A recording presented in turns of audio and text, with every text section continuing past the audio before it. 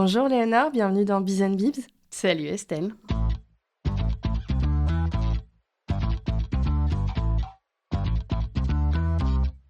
Je suis ravie de te recevoir.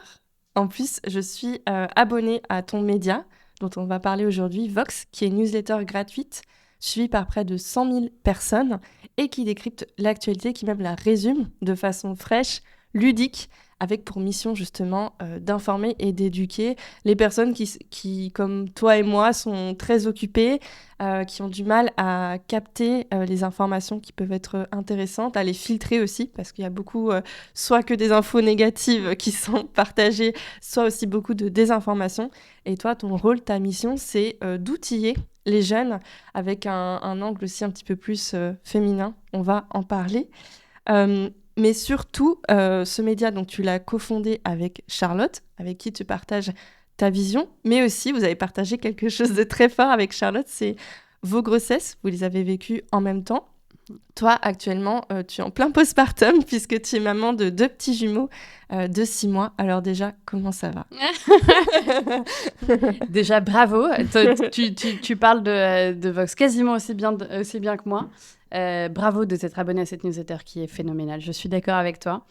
Et écoute, là, tu vois, là, ils viennent d'avoir 6 mois et ça commence à être pas mal. Je commence à être à déjà reconnecter un peu mes neurones. Voilà, on va faire les connexions neuronales qui avaient un peu disparu. Et écoute, ils dorment pas mal, donc ça, moi c'est aussi. le rêve. Touche du bois pour que ça continue, on sait que rien n'est acquis.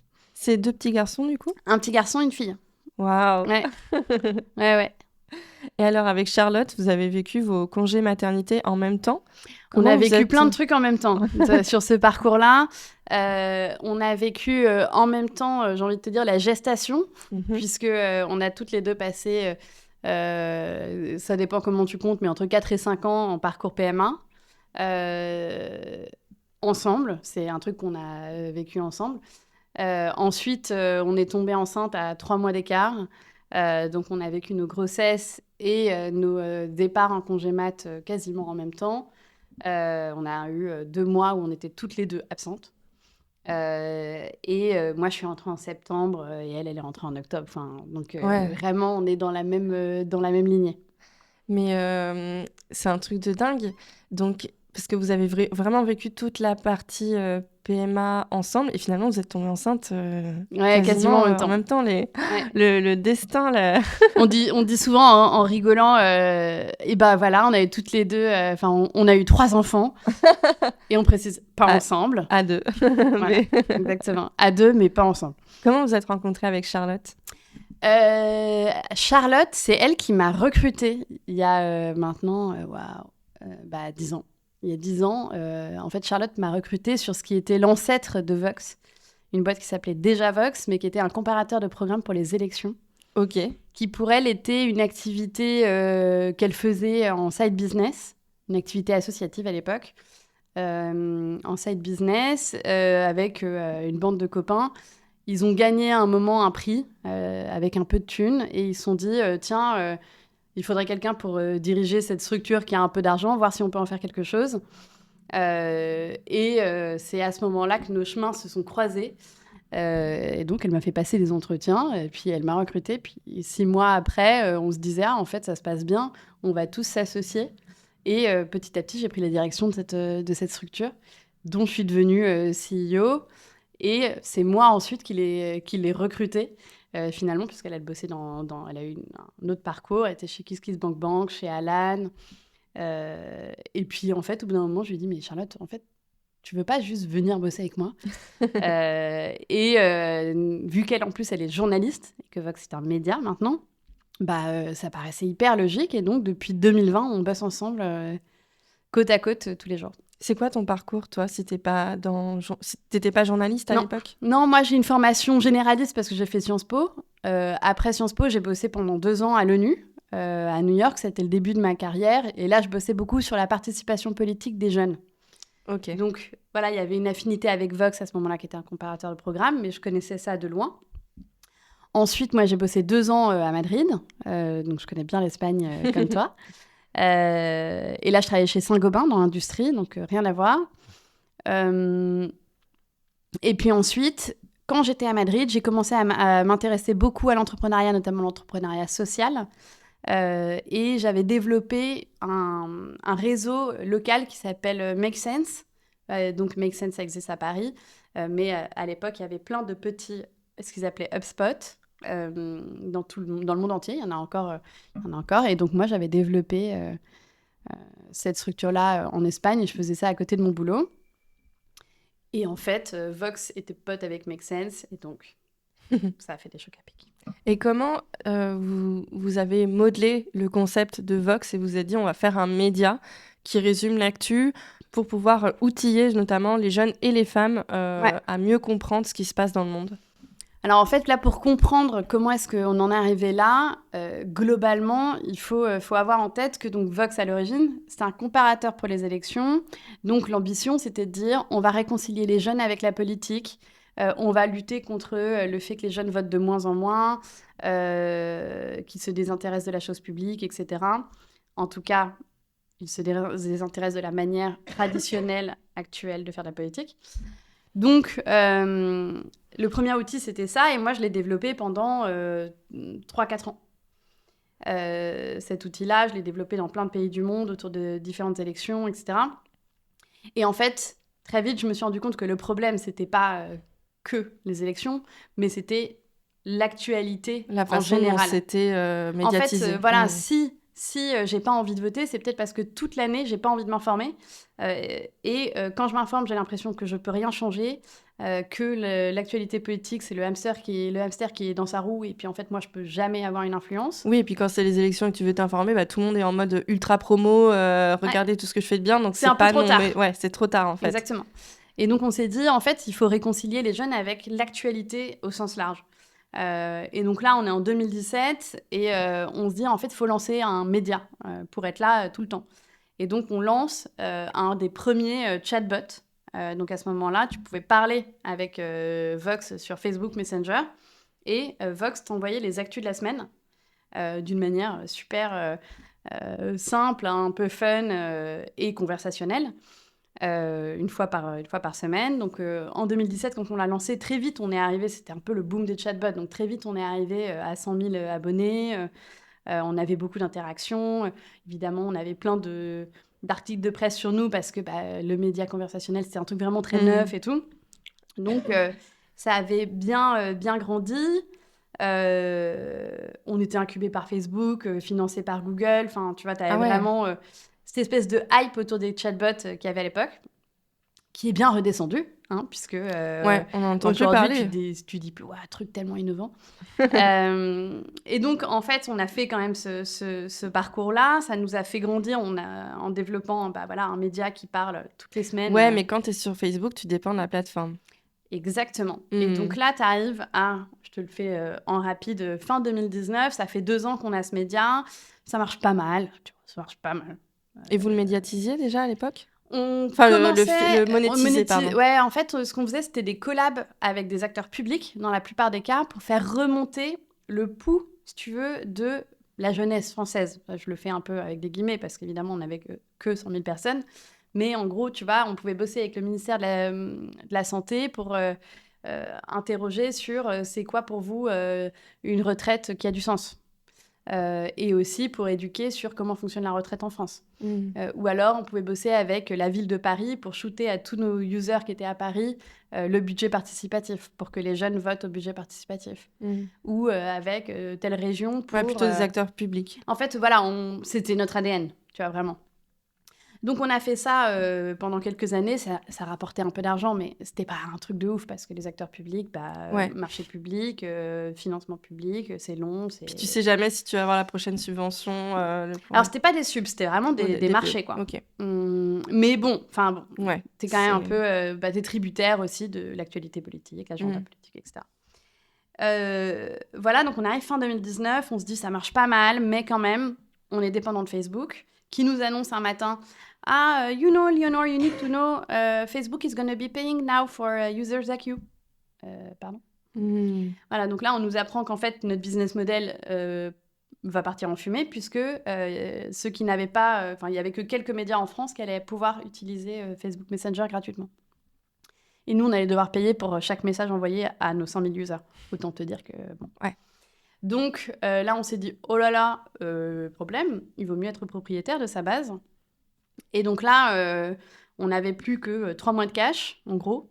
Moi, mon équipe, ça tombait un moment où elle avait un peu réduit en taille. Donc ça, c'était mieux parce que ça me diminuait un peu la pression. Et je vais voir mon board et je leur dis, écoutez, franchement, je vois pas d'avenir sur ce truc, sur ce chatbot sur Facebook. Même le format, c'est trop petit, tu peux pas mettre assez de nuances, voilà. En revanche, je pense vraiment qu'il y a un truc sur les femmes et l'actualité généraliste pour les femmes.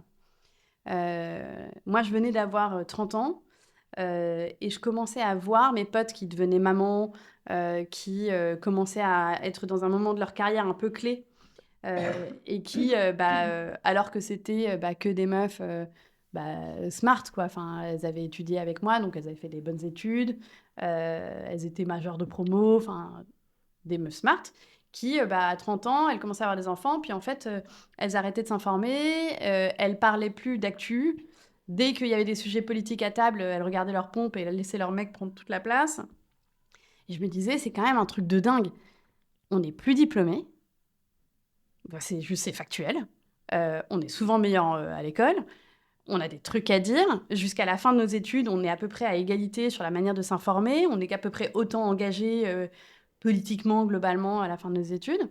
Et à partir de 30 ans, il y a un truc qui se fait. Les meufs, hop, elles se concentrent vraiment focus famille.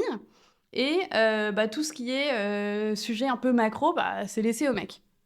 Et d'ailleurs, on le voit vraiment sur la consommation d'informations. Les mecs, dès qu'ils vont avoir un temps libre, vont s'informer.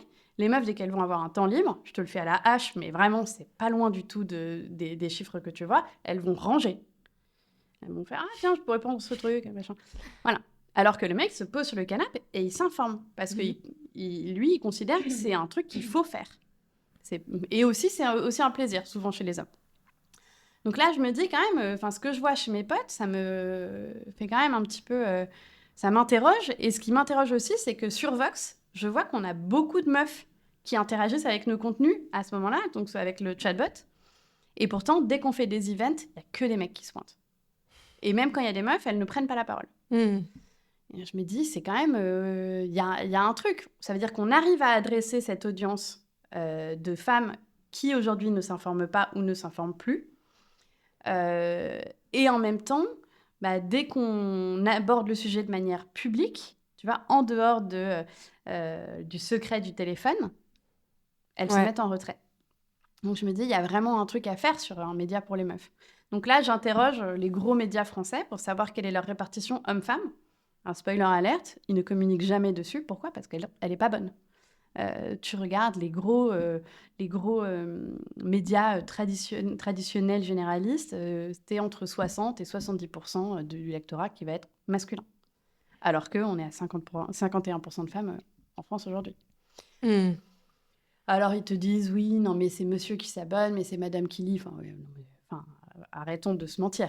Ou mais si, quand monsieur s'abonne à Figaro, il y a Figaro Madame qui va avec. Ouais, mais bon, c'est pas l'information comme ce qui est livré dans le Figaro. Exactement. Et puis en fait, typiquement, tu regardes le Figaro, tu connais une meuf de 30 ans qui lit Figaro Madame ? Non. Ouais, non.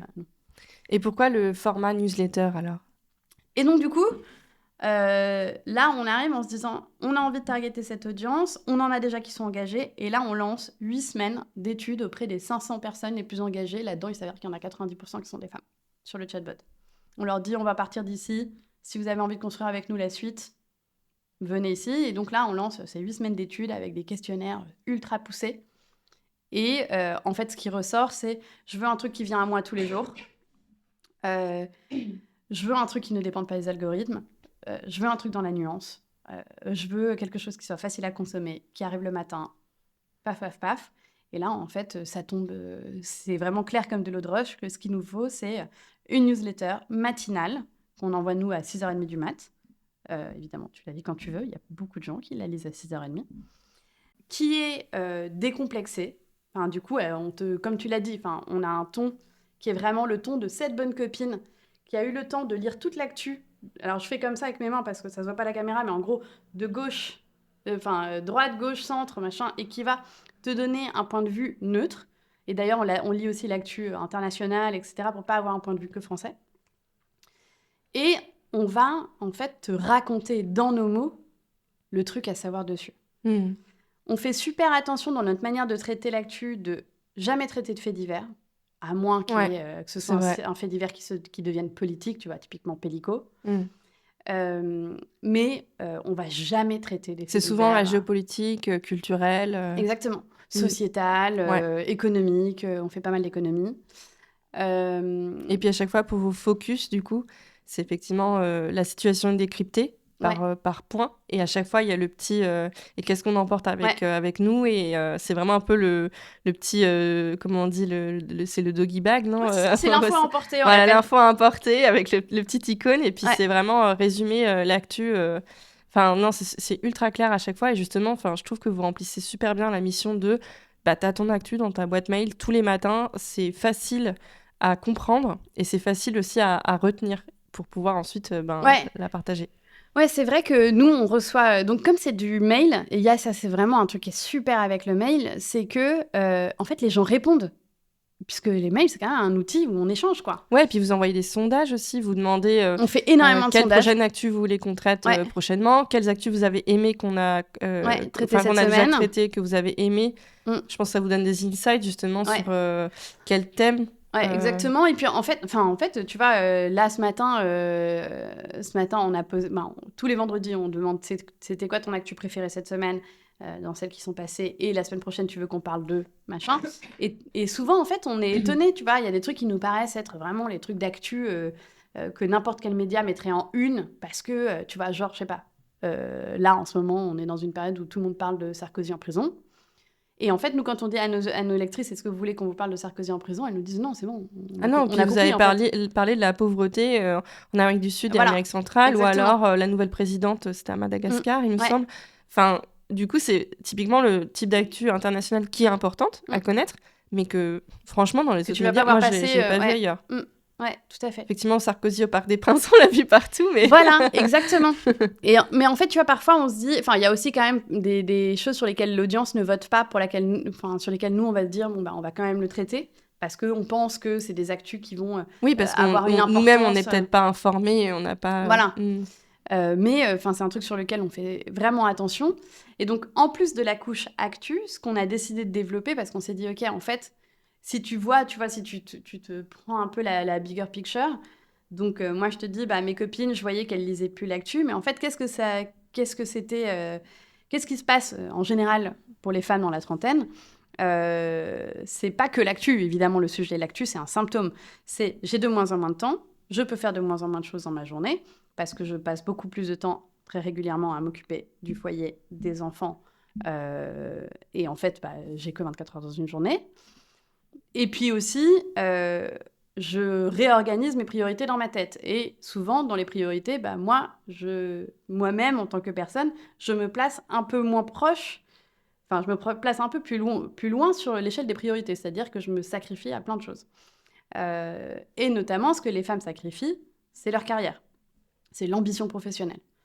En tout cas, pendant les premières années de la maternité, et très souvent, on le sait vraiment, et toutes les études le montrent, notamment l'étude de cette année des Glorieuses, qui était donc 11 novembre, 10h31, je crois. Donc c'est le jour symbolique où les femmes cessent d'être payées. Elle montre que, quel que soit le salaire qui est le meilleur dans le couple, qui est le plus élevé dans le couple, c'est toujours les femmes qui diminuent leur temps de travail, dès qu'il y a quelqu'un dans le couple qui le fait. Même si la femme gagne plus que l'homme. Et c'est toujours les femmes qui ont la charge mentale de 90% des charges du foyer. Donc, ça a un impact super important sur le fait que les femmes, elles lâchent sur plein d'autres choses qui sont super importantes pour leur vie. Donc, l'actu, d'accord, ça c'est une chose. Mais pas suivre l'actu, en fait, ça veut dire quoi ? Ça veut dire prendre des moins bonnes décisions au quotidien sur ton argent. Ça veut dire, quand tu prends l'ascenseur avec le Big Boss dans ta tour de la Défense, t'as 30 étages à te cogner, et t'as un peu rien à dire parce que t'as pas lu l'actu, et que lui, il t'a dit un truc, ah oui, vous avez vu ce qui s'est passé en Guinée-Bissau. Moins pouvoir répondre au débat aussi. Moins pouvoir t'imposer et exister, en fait, dans la place publique, prendre ta place, tu vois. Mais en fait, ça veut dire aussi, quand je dis prendre de moins bonnes décisions sur ta thune, mais ça veut dire, en fait, être moins autonome, moins indépendante financièrement, moins cotisée pour ta retraite. Et en fait, si ton mec te lâche, t'es souvent sur le carreau, et on le sait, tu seras moins riche que lui. Donc, il y a vraiment beaucoup de choses sur lesquelles les femmes, dans cette tranche de vie, je vais dire la trentaine, ont besoin d'accompagnement. Et donc, nous, on s'est dit, OK, on enclenche les gens par l'actu. Ils viennent nous voir parce qu'ils ont besoin d'être informés. On est tous à peu près d'accord que c'est bien d'être informés. Et en plus de ça, on leur fournit de l'empowerment sur 5 piliers qu'on a décidé, qui sont le travail, l'argent, la planète, comment être plus écolo, la vie quotidienne, et là-dedans, je comprends même la vie publique, genre voter, me présenter à une élection, créer une asso, et la culture. Et ça, du coup, c'est quelque chose de complémentaire que vous avez lancé à la newsletter, qui est l'école Vox, avec des formations en ligne. Vous faites aussi des formations en présentiel Non, on ne fait pas de présentiel. Alors, en fait, justement, cet empowerment, tu le trouves dans deux façons. Tu as dans la newsletter, c'est toute la deuxième partie de la newsletter. Donc, tu as chaque jour un truc qui s'appelle Power Sur. Et là, tu as des conseils ultra concrets pour négocier ton salaire, apprendre à placer ta thune, etc., etc.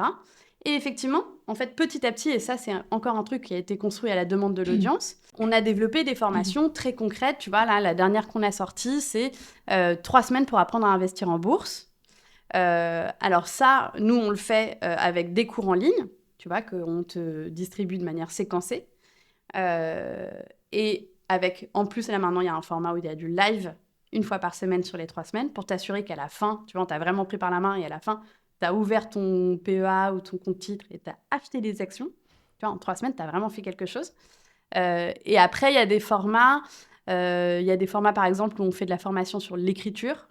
Tu vois, parce que l'écriture, ça libère vachement, etc. Et donc, ça, c'est en direct, que du direct. Après, tu as des formations, typiquement, Acheter mon premier appartement, où c'est 1 heure de toute la base. Tu vois, c'est un peu genre le bouquin Acheter ton appartement pour les nuls, concentré en 1 heure de conf, quoi. Ouais, finalement, le savoir ses pouvoirs, c'est vraiment votre mission. Ouais, nous, notre mission, on l'a décrit en disant notre mission, c'est de construire une génération de femmes puissantes. Tu vois, et ce que j'aime bien là-dedans, c'est que la femme puissante, ça comprend plein d'aspects, en fait. Être puissant, c'est être potentiellement dans des positions de pouvoir. Donc, tu vois, nous, on veut que les meufs de demain, elles soient dans les comex, elles soient au pouvoir politique, elles soient au pouvoir social, etc. Mais en plus de ça, la puissance, tu vois, c'est être dans ton axe, quoi. C'est faire ce pourquoi t'es faite, c'est faire les trucs qui te font triper, quoi. Triper dans le sens de bouger tes tripes. Parce que c'est là qu'on est bon, en fait. C'est là qu'on est performant. Donc, nous, c'est ça qu'on veut faire, créer une génération de femmes puissantes. Et Vox, quand vous l'avez lancé, c'était donc en 2020. Ça a pris rapidement, ça a mis du temps. En fait, du coup, tu vois, quand on l'a lancé, on avait les 500 personnes qui avaient participé à l'étude. Donc, on l'a lancé en février. La première newsletter, je crois que c'est genre 2 février 2020. Mois avant, quelques semaines. Quelques semaines, ouais. Avant le Covid. Et là, finalement, la situation, ça a dû... en fait, ça a été un assez bon timing pour lancer une newsletter. Sur l'actu. Ouais. Qui ne soit pas que déprimante. Exactement. Exactement. En fait, et comme on était vachement à l'écoute de notre audience, donc tu vois, on a commencé avec 500, genre le 2 février 2020. Très vite, on était à 5000. À la fin de l'année 2020, je pense qu'on était déjà à peut-être 17 000, un truc comme ça. Sachant qu'on s'était mis ce challenge, tu vois, de produire une newsletter quotidienne. Ouais. Donc ça, c'est super chaud.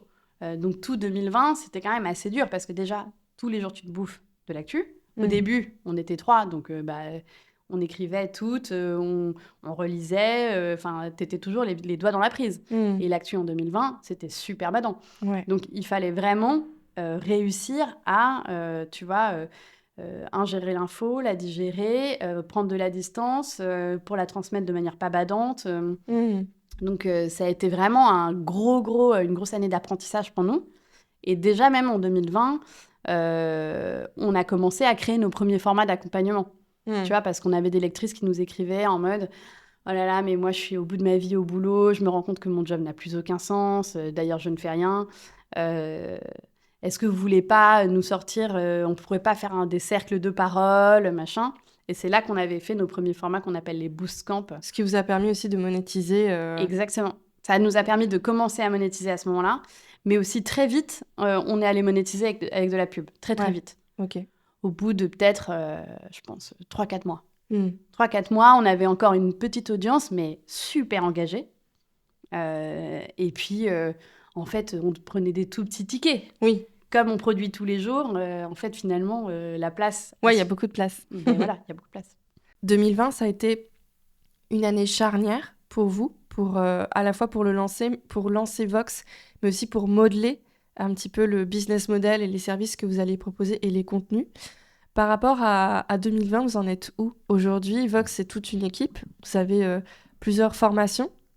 Ouais, tout à fait. Vox aujourd'hui, en fait, ça a évolué dans le sens où ça s'est structuré, mais finalement, en fait, la structure, enfin la base qu'on avait créée en 2020 est toujours là. Donc, en gros, tu vois, nous, je différencierais le Vox Média de Vox École, qu'on appelle Vox Academy en interne.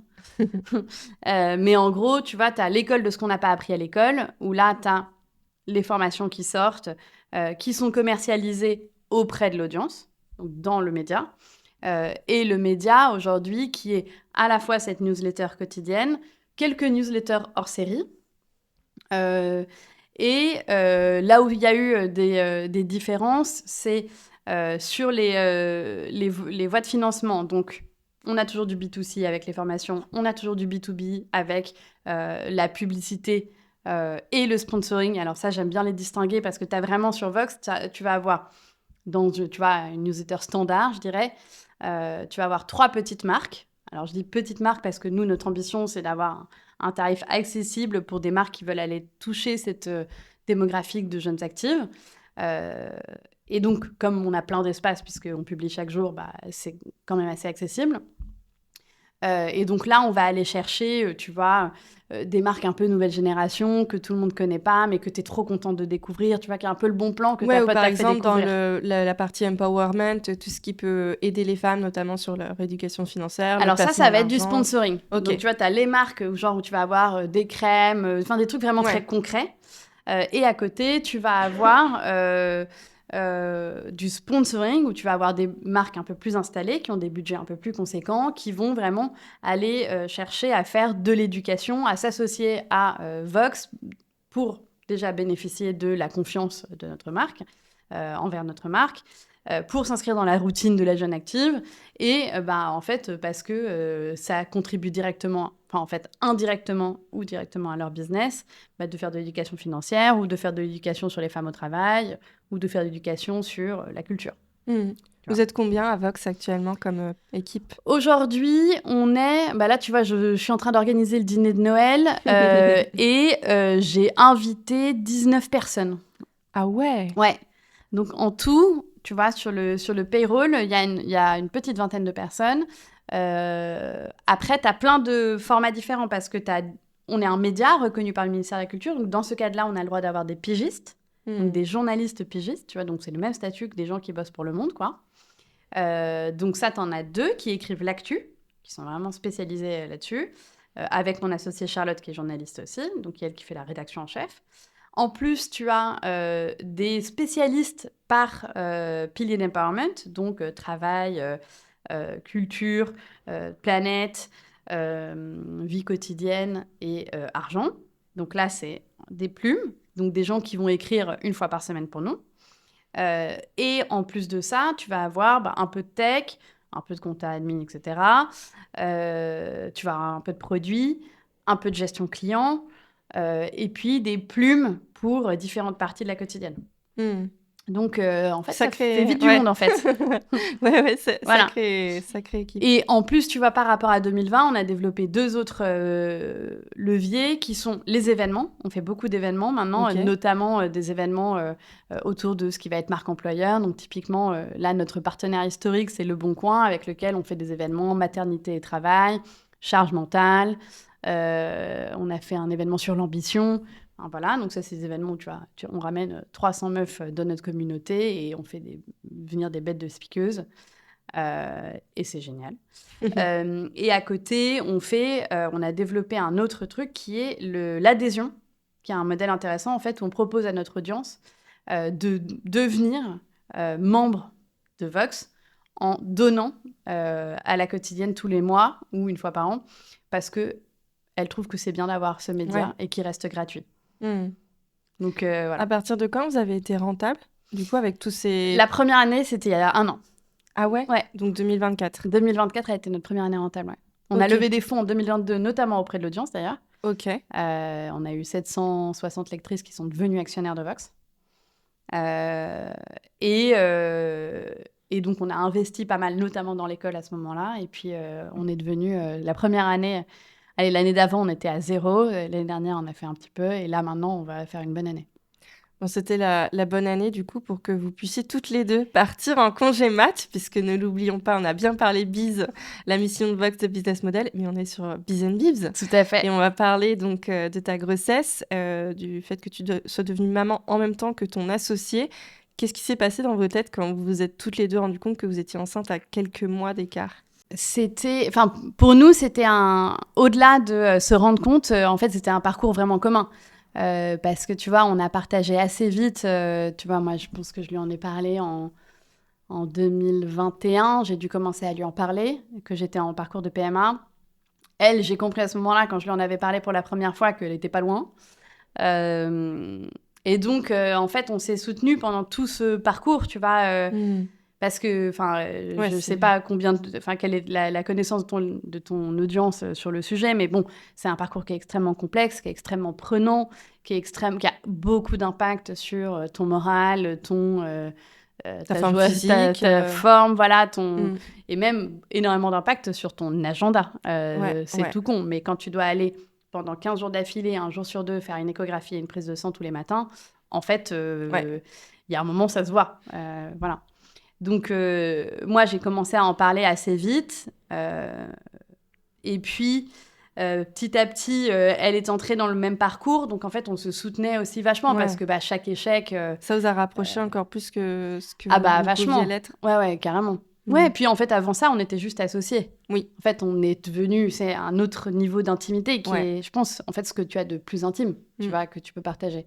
Enfin, tu vois, il y avait des moments où tu pouvais... j'avais pas besoin de lui dire. Ouais, Enfin, ça se comprenait. elle savait, elle pouvait Mm. savoir quand il y avait eu un échec ou quand il n'y en avait pas eu. Enfin, bon, en l'occurrence, il y avait que des échecs, donc ça, c'était pas compliqué, mais elle savait à peu près dans quel moment j'étais. Et puis moi, pareil, dès que je voyais que je la trouvais un peu sur le fil ou un truc comme ça, je faisais vachement gaffe. Ouais. Bon, toi, tu es tombée enceinte après plusieurs années. Ouais, exactement. Et donc, en fait, elle savait où j'en étais. Donc, si tu veux, on ne s'est pas annoncé parce qu'en fait, je pense que la première personne après mon mec à savoir que j'étais enceinte, c'était Charlotte, quoi. Et d'ailleurs, tu vois, elle savait que je devais avoir le résultat. Moi, je faisais comme si de rien n'était. Elle me regardait avec des yeux de merlan frit toute la journée en mode est-ce qu'elle va me le dire? Est-ce qu'elle va pas me le dire? Est-ce qu'elle va me le dire?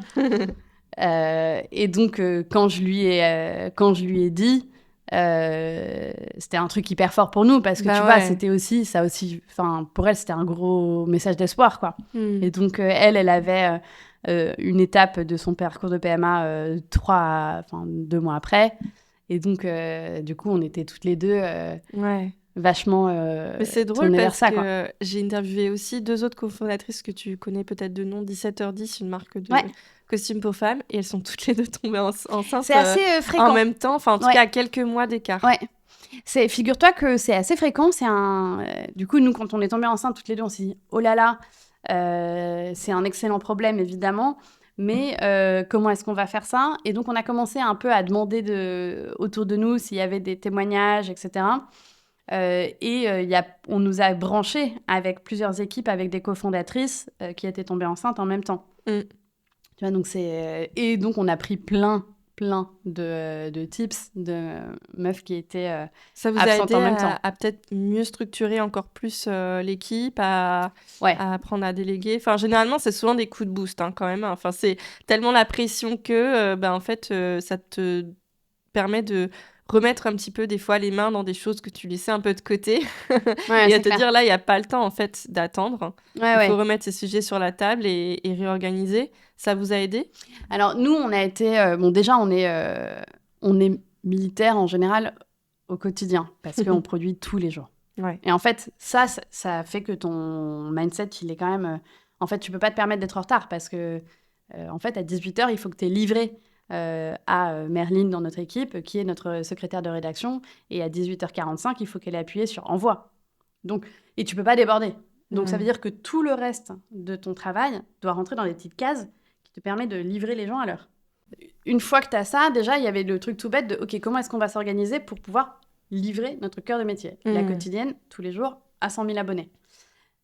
Donc, déjà, on a commencé à lister toutes nos tâches que chacune fait.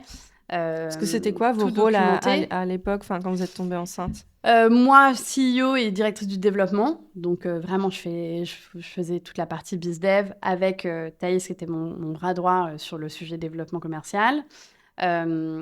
Et Charlotte, elle était à la fois rédactrice en chef, plus vraiment journaliste actu. Donc, elle coordonnait toute la quotidienne, tous les pigistes, et elle écrivait une grosse partie du contenu, aussi bien l'actu que le reste. Et en plus de ça, elle avait une personne en alternance qui l'aidait à faire les relations clients, etc. Mais globalement, la prod de la quotidienne en elle-même reposait beaucoup sur Charlotte. Donc, il a fallu se dire, OK, attends, donc là, quand... Et moi, je faisais, à cette époque-là, 60% du CA de la boîte. Ah ouais. Donc, il y avait quand même un vrai sacré sujet. enjeu, ouais. Et donc, quand on a annoncé à nos investisseurs qu'on était toutes les deux enceintes, ils étaient un peu là, OK, d'accord. Et donc, votre plan pour l'année, vous voulez faire x2 en termes de chiffre d'affaires, et ben vous allez bien vous calmer d'abord. Mais ils ont été vraiment super parce qu'ils nous ont dit, enfin nous, comme on avait fait x2 l'année d'avant, on s'était dit, vas-y, on continue sur notre lancée et tout. Non, mais oui, on est enceinte, mais bon, ça va être finger in the nose. Et puis en fait, ils étaient là, nos invests, on a vraiment eu de la chance, mais de dingue, parce que nos invests, c'est quasiment que des hommes, enfin ceux qui sont en comité strat avec nous. Et il s'avère qu'on leur a partagé nos parcours de PMA et qu'ils nous ont eux-mêmes partagé qu'ils avaient eu des problèmes de fertilité. Et donc, ils ont été vachement sensibles. Ouais, ils ont été vachement sensibles à notre histoire. Et ils nous ont dit, écoutez, en fait, nous, on a vécu ce que vous avez vécu. Et en fait, il faut que vous kiffiez en fait, votre grossesse, il faut que vous kiffiez votre congé mat. Et il ne faut pas que vous mettiez la rate au bouillon pour votre boîte. Vous avez fait une année de rentabilité. En fait, si déjà vous refaites la renta l'année prochaine, c'est bien. Tu l'as vécu comment, ta grossesse gémellaire, en plus? Ouais, tout à fait. Écoute, moi, c'était vraiment... ma sœur, elle se moquait de moi parce que j'étais vraiment un cliché. J'ai trop kiffé. Non, mais tu vois, c'était vraiment... En fait, si tu veux, ça faisait tellement longtemps qu'on attendait ça que, tu vois, pour moi, c'était déjà... Enfin, tous les... Ce que je mets des guillemets, les petits mots de la grossesse, pour moi, ça me paraissait vraiment être un truc... tout petit par rapport à ce que j'avais vécu jusque-là. J'étais même contente, tu vois, de les avoir. Bon, après, j'ai eu beaucoup de chance. J'ai pas eu des trucs, c'était pas trop horrible. Oui, pathologique ou... Non. Et Voilà. quand t'as appris que c'était des jumeaux? J'avais beaucoup de chance que ce le soit parce qu'on avait mis 2 embryons. D'accord, ok. Donc, je l'ai su tout de suite, en fait. Oui. En fait, dans le premier test sanguin, on voyait qu'il y avait des taux qui étaient tels que c'était soit des jumeaux, soit un gros problème. Ouais. C'était des jumeaux, donc ça, c'était vraiment trop cool. Mais moi, j'ai vraiment une super grossesse. Et tu vois, pour le coup, à partir du 5e mois, je bossais de chez moi. J'avais de la chance parce que mon équipe acceptait. Mon équipe business, elle venait à la maison 1 fois par semaine pour bosser avec moi, pour pas que je sois solo et pour me voir. Parce que les médecins étaient là, ouais, vous savez, les jumeaux, c'est pas trop la peine non plus de se promener dans le métro. Donc, non, franchement, j'ai eu beaucoup de chance et j'ai vraiment profité du truc, quoi. Et ton congé mat, tu y allais sereinement? Ouais, tu vois, c'était, quand je te dis c'était militaire, j'avais vraiment mais tout documenté. Bon après, j'ai travaillé assez tard, même si je bossais de chez moi et cetera, mais je l'ai fait, tu vois, j'ai arrêté vraiment de bosser, j'ai posé le stylo, début mai et j'ai accouché le 22. Mais Ouais. en vrai, je l'ai fait parce que c'était OK. Enfin, et je me faisais pas des journées Ouais, et puis 8h, en 18h, plus, hein. on a quand même un petit regain, je trouve, Mais d'énergie. je suis Bon, il y a complètement d'accord. il y a la nidification qui arrive dans les dernières semaines, mais on se dit aussi, il va arriver bientôt ou ils vont arriver bientôt, il faut que... Et du coup, on se met à faire des trucs, et Ouais, on a c'est des clair. élans de créativité, on a des... C'est clair. Enfin, moi, c'est comme ça que je l'ai vécu. Ouais, Hein. ouais, non, mais je suis complètement d'accord. Moi, j'ai eu une nuit, tu vois, ça devait être fin avril. Et en plus, sur les jumeaux, ils te disent souvent qu'ils peuvent naître à 35 semaines. Donc, en fait, Ouais. il faut que tu sois prête à 35 semaines. Moi, évidemment, Ils rien sont n'était nés prêt. à combien de semaines? 38. 38, c'est bien. Qui est, Hein. qui est en fait un terme. Ouais. Et donc, du coup, tu vois, moi, je me souviens, j'ai eu une nuit de contraction, genre début mai. Et là, je me dis, putain, mais s'ils arrivent demain, j'ai pas transmis les codes des comptes, j'ai pas transmis ça, j'ai pas transmis ça. Et en fait, moi, je voulais vraiment être organisée pour que tout ce que je fais soit faisable par quelqu'un d'autre. Donc, vraiment, genre, faire les virements. Je voulais pas faire les virements ou valider les virements ou signer un paplard. Donc, j'ai vraiment tout prévu pour que, OK, il va y avoir une assemblée générale en juin, comme tous les ans. Il faut faire sans moi. Il faut que ce soit paré pour faire sans moi. Donc, tu vois, j'avais fait les docs avec l'avocat pour que quelqu'un signe à ma place. Enfin, tout était vraiment bordé. Et donc, le lendemain de cette nuit-là, je me suis fait une journée avec une nocturne. Et là, j'ai tout abattu. Le J'ai tout fini. dernier regain Le finish. d'énergie. Et après, j'étais là. Ouais, et laissez-moi aller au après, cinoche. t'as pu faire ta nidification, accoucher, Ouais. et t'as kiffé ton congé mat. Écoute, franchement, j'ai eu de la chance d'avoir un congé mat qui tombait en plein été, donc tu vois, Ouais. bon élève. Mm. Donc, ouais, on a passé un mois à Paris. Mon mec est entrepreneur aussi, donc lui, il a pu être dispo au début, mais il a dû retourner au boulot assez vite. Même si, il était quand même là, tu vois, voilà. Et puis en fait, ensuite, on est parti chez mes parents, chez mes beaux-parents, et on avait de l'aide. Ouais. Et ça, c'était tellement précieux, quoi. Ta grossesse, tu l'as annoncée publiquement, entre guillemets, dans une newsletter Vox. Et c'est là où tu as partagé notamment ton parcours PMA, que évidemment tu n'avais pas évoqué avant. Et c'est quelque chose que vous avez partagé d'ailleurs avec Charlotte, puisque c'était une newsletter qui était coécrite et qui racontait vos parcours communs. Ça s'est fait avec beaucoup de pudeur, puisque c'est un sujet qui est très intime. Et justement, au début, c'était pas forcément quelque chose que vous vouliez faire. Pourquoi est-ce que finalement vous l'avez envoyée, cette newsletter? Ouais. C'est en fait, on s'est longtemps demandé à quel point il fallait en parler. Parce que pour l'audience, elle était attachée, parce que tu disais tout à l'heure que l'audience, vous aviez un lien très fort avec elle. Est-ce qu'elle vous connaissait, Charlotte, Léonore, cofondatrice de Vox? Vous aviez déjà ce lien avec l'audience? Ouais, on l'avait très fort au tout début, tu vois. Avec les 500. On a une section qui s'appelle Que demande le peuple, et là c'est notre section où on échange avec l'audience. Et tu vois, ça arrivait très bien qu'on dise, tiens, cette semaine Charlotte fait ça, Léo fait ça, Merline fait ça. Enfin, tu vois, on allait parler des différents membres de l'équipe. Et donc en fait, les lectrices, elles savent qui sont Charlotte et Léonore. Et même souvent les autres membres de l'école. Enfin, tu vois, il y a Ondine de l'école, maintenant qui est remplacée par Marie. Et il y a des meufs qui écrivent des mails à Chloé Advox. Donc, Chloé, c'est notre prénom générique. C'est le persona qui n'existe pas. Et qui vont dire, alors, salut, Charlotte, Léonore, Chloé, Ondine. Enfin, tu vois, elles vont prononcer le prénom de toutes les meufs de l'équipe. Donc, c'est assez marrant. Mais là, en fait, depuis qu'il y avait plus de gens qui travaillaient sur la quotidienne, nous, on s'était un peu effacés. Sauf sur certaines newsletters où on prend la parole à la première personne. Et là, on s'est dit... en fait, déjà, on avait décidé d'en parler à notre équipe. Ça a été quand même un premier truc. Mais en fait, on leur en a parlé avant d'être enceinte. En fait, il y a un moment où Oui, parce que le ce que parcours tu disais, PMA, ça prend tellement de temps que... Mais on n'en parlait quand même pas au début. Les 2 premières années, moi, j'en parlais pas à mon équipe. Ah ouais. j'en parlais à Charlotte. Et ça me suffisait. Et puis, en fait, j'avais pas envie non plus d'être définie par ça. J'avais pas envie que... Oui, qu'on te demande tous les mois ou tous les 6 mois, alors t'en es ouais, où même si, tu vois, on est entouré vraiment de personnes intelligentes et fines, etc. Mais puis, en fait, aussi, t'es pas prêt. C'est trop dur, en fait. C'est trop dur. Et donc, du coup, là, en fait, une fois que tu tombes enceinte, tout est différent. Même si au début, t'es là, je vais pas trop en parler parce que t'es quand même un peu superstitieux. Puis toi-même, tu prends... Enfin, nous, je dis nous, en tout cas, moi, ça a été le cas et je sais que Charlotte aussi. Tu prends... Enfin, moi, j'ai pris 2 mois et demi à me dire que j'étais enceinte. Enfin, tu vois, en fait, tu te dis, ça va pas tenir. Tu sais pas. C'est trop beau pour être vrai, tu vois, d'une certaine manière. Et donc, au bout d'un moment, on s'est dit, en fait, nous, ce qui nous aurait aidé dans nos parcours, c'est d'entendre plus de gens qui en parlent. Et en fait, il y a quelques contenus, mais il n'y en a pas tant que ça, en réalité. Non.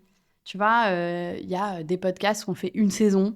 Oui, ou des épisodes, des témoignages. Il y a des épisodes, genre sur Bliss, mais en fait, après, tu te mets sur Bliss et en fait, t'as envie de te tirer une balle parce que ça parle que maternité. Et du coup, au bout d'un moment, t'es là, parlez plus d'autres trucs. Et en fait, ça reste quand même un sujet qui est pas hyper abordé. Et en fait, quand il est abordé en général, quand les gens ont réussi. Ouais. Et du coup... C'était aussi un moyen d'envoyer un message d'espoir, cette newsletter. En fait, on s'est dit, à ce moment-là, tu vois, on devait être à 75 000 abonnés ou 70 000 abonnés. Et on s'est dit, en fait, on a 75 une responsabilité. parce que j'avais lu il y a... Ah ouais Bah voilà. Ouais, on s'est dit qu'on avait une mois. responsabilité, en fait, envers cette audience. C'était à 90% qui sont des femmes.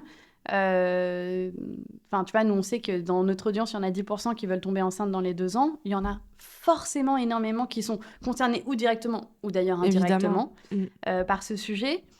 Et c'est aussi un truc que nous, on a vu, enfin moi en tout cas, je l'ai vu beaucoup avec mon entourage. C'est à partir du moment où j'en ai parlé, bon là en l'occurrence j'en ai parlé quand j'étais encore en parcours avec mon entourage, que ça a été plus facile pour moi.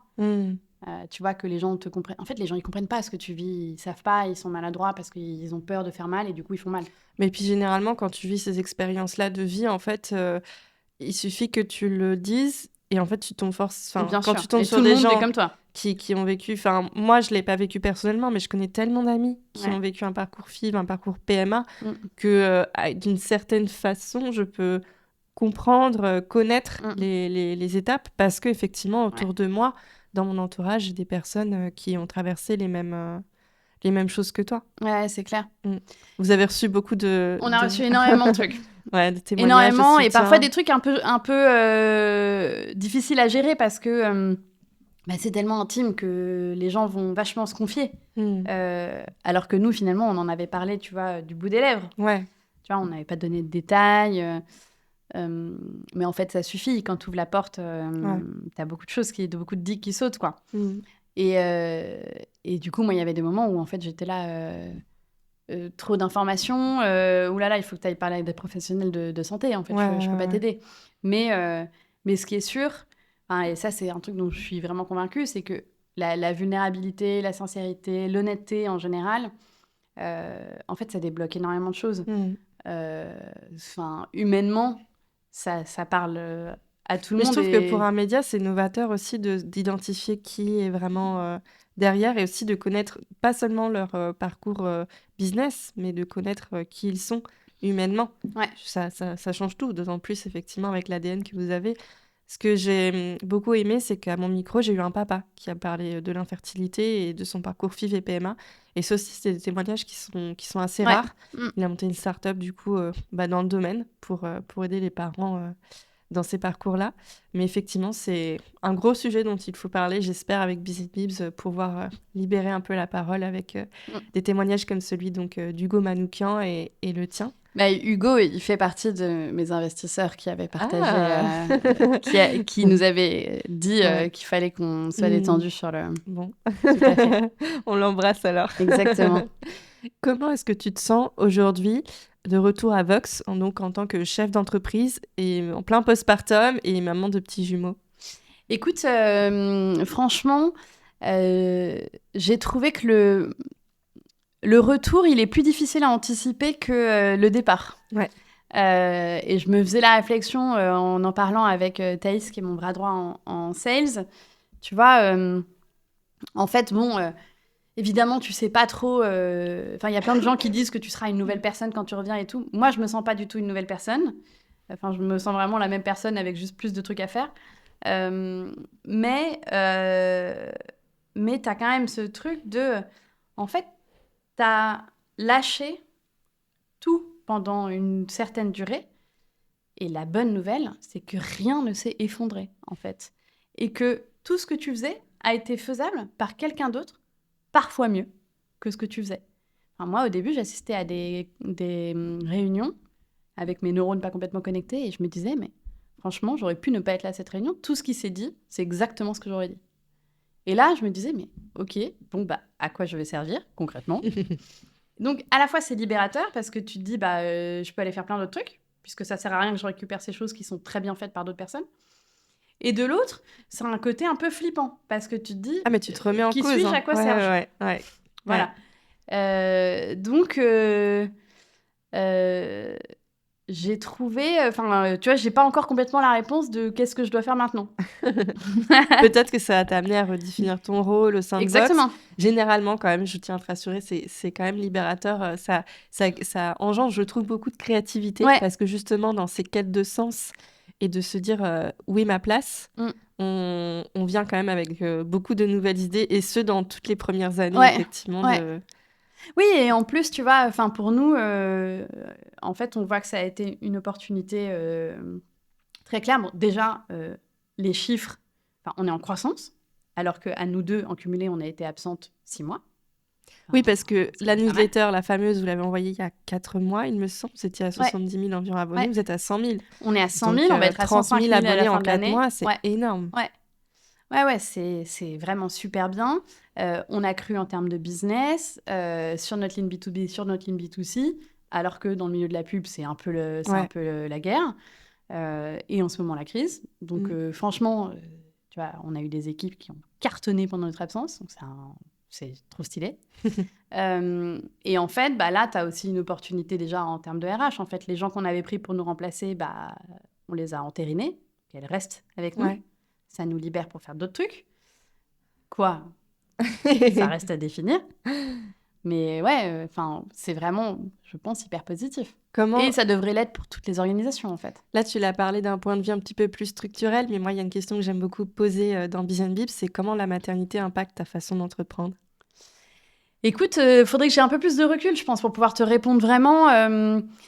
Je pense qu'on avait, avec Charlotte, on avait déjà une approche très héroïste dans le sens, en fait, le héroïsme, je le définirais sur 2 niveaux. 1, est-ce que ça t'apporte du chiffre d'affaires? Allez, sur 3 niveaux. 2, chez nous, est-ce que ça t'apporte des abonnés? 3, est-ce que ça t'apporte du kiff? Si ça ne remplit pas au moins de de ces 3 conditions, tu kills le projet, tu le commences pas, ou tu dis non. Pour quelqu'un qui te propose un verre, un machin, un truc. Et alors, quand tu deviens maman, tu t'embêtes encore moins avec des choses. Et en fait, maintenant, tu peux dire... C'est carrément toléré que socialement, et d'ailleurs, il y a peut-être un sujet là-dessus, c'est carrément toléré socialement quand tu es mère, quand tu dis à quelqu'un « je suis désolée, je dois refuser parce que, en fait, moi, à 16h15, je récupère mes enfants », c'est carrément plus toléré que quand tu dis ça que quand tu es célib et qu'on estime que tu n'as rien d'autre à faire que de parler avec la personne. Ouais, carrément. Autre sujet qu'on abordera sans doute à un autre moment. Mais donc, je pense que ça t'aide à prendre des décisions un peu drastiques. Mais d'ailleurs, et ça, c'est en écho avec la préparation de cette interview, parce que je me souviens très bien quand je t'ai contactée, c'était « Alors, ok Estelle, je suis intéressée, mais là, je rentre de congé mat, j'ai 1000 dossiers sur le feu, il faut que je fasse mes priorités. Je vais regarder ta demande et je reviens vers toi prochainement. » Eh bien, écoute, je suis contente que tu aies accepté, que tu m'aies considérée comme un média intéressant pour... mais en fait, tu vois, je trouve que... Et puis, ça force aussi, je trouve. En fait, ça m'a surprise et en même temps, j'étais badass. J'étais en mode, elle a raison, elle a raison. Mais en fait, ça force aussi les gens en face à, tu vois, je trouve, à eux-mêmes à réfléchir au sujet. Tu vois, moi, il y a des gens qui me contactent, notamment là maintenant, depuis que je produis pas mal de contenu sur LinkedIn et tout. Il y a des gens qui m'écrivent, ouais, j'aimerais prendre un café et tout. Et en fait, je dis, Ouais, moi, je prends grave des cafés avec toi, avec plaisir. J'adore le café, t'as l'air d'être une personne formidable. Mais il y a 24 heures dans une journée. Quel est ton besoin exactement ? Je vais m'assurer que je peux y répondre. Et en fait, ça se trouve, c'est même pas moi avec qui tu dois parler. C'est peut-être telle autre personne. Et donc, je force les gens à définir leurs besoins. Ouais. Et franchement, alors je pense qu'il y en a qui doivent se dire cette meuf est une énorme connasse. Pour qui est-ce qu'elle se prend ? Mais la plupart du temps, les gens le prennent très bien. Et eux-mêmes disent en fait, je préférerais qu'on attende ou tu sais quoi, c'est ça que je veux. Et donc là, je te mets en contact. Et puis voilà. Mais après, voilà, prenons des cafés, c'est bien aussi, tu vois. Il faut aussi parfois faire des trucs gratuitement, non, mais évidemment. Ouais. On n'a que 24 heures dans une journée. Quand on est maman et qu'on travaille et qu'on est chef d'entreprise, on a beaucoup, beaucoup de choses à faire avec un temps limité. Donc, et puis, il faut aussi garder des temps pour soi, en fait. Ouais, c'est juste rien faire. Il faut se prioriser. Non, mais c'est vrai. Tu dirais quoi à la Léonore d'il y a 5 ans, du coup, qui entame son parcours PMA et qui moi, je lui dirais, chef d'entreprise Ouais, moi, je lui dirais, il faut pas hésiter à en parler. Tu vois, et je pense qu'il y a un truc que j'ai fait et que j'aurais aimé faire plus tôt, c'est le fait de écrire, poser sur un doc, tu vois, ce que je vivais et le communiquer aux gens avec qui, tu vois, les gens qui t'entourent, tes potes, ta famille, etc. Tous ces gens pour qui tout devient super épineux. Et en fait, et même pour les gens avec qui tu bosses. Et vraiment, tu vois, c'est... Moi, le truc que j'ai appris, que m'a appris la PMA, m'apprend la maternité, l'entrepreneuriat en général, c'est en fait être sincère, être honnête et transparent. En fait, dans la vie, c'est que un driver, quoi. Et c'est un driver de croissance, ça booste les gens, ça fait que tout le monde est plus vrai. Et franchement, on va tellement plus vite quand on arrête de se mentir et de se cacher derrière son petit doigt, quoi. J'adore. C'est la super leçon de vie de Léonore pour conclure cet épisode Biz & Bibs. Merci Léonore pour ton partage de maman, de chef d'entreprise, de maman parcours PMA. J'espère et je suis sûre que cet épisode résonnera pour beaucoup de nos auditeurs. Je vous encourage fortement à aller suivre Vox, à vous abonner. Je vais partager mon lien. D'ailleurs, je pourrais peut-être gagner du coup des goodies parce que quand tu partages la quotidienne Vox, tu gagnes des goodies. Donc, il y a déjà mon père qui s'est abonné avec mon lien. Donc là, abonnez-vous via mon lien dans la description de l'épisode à Vox. C'est gratuit, c'est génial et c'est tous les matins dans notre boîte mail à 6h30. Trop bien. Trop bien. Et ouais, abonnez-vous pour qu'elle puisse au moins avoir un mug.